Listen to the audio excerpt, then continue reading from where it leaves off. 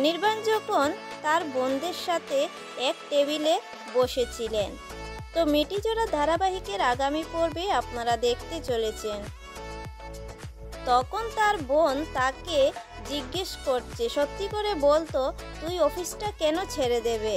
তখন অনির্বাণ তার বোনের কথায় উঠে বলে, দেখ এটা আমার অফিসের ব্যাপার, এ বিষয়ে তোর কোনো কথা না বলাই ভালো হবে।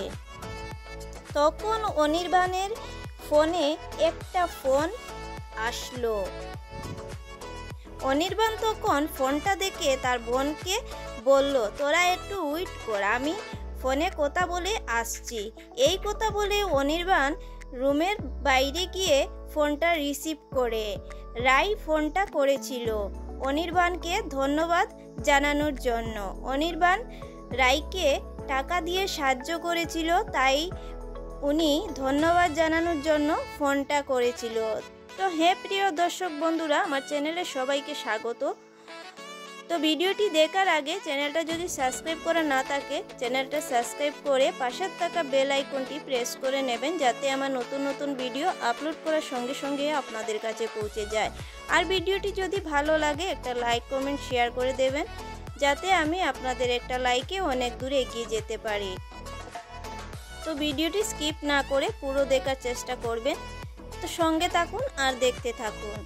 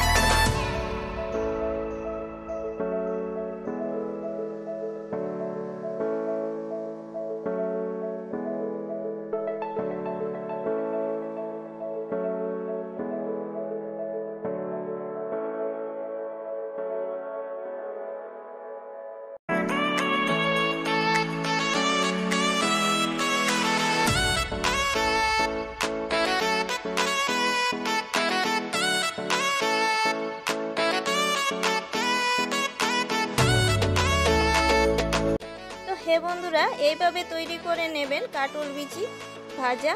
তো দারুণ লাগে খেতে, একটু লেবুর রস মিশিয়ে খেলে কিন্তু দারুণ লাগে। তো ভিডিওটি যদি ভালো লাগে লাইক করে দেবেন।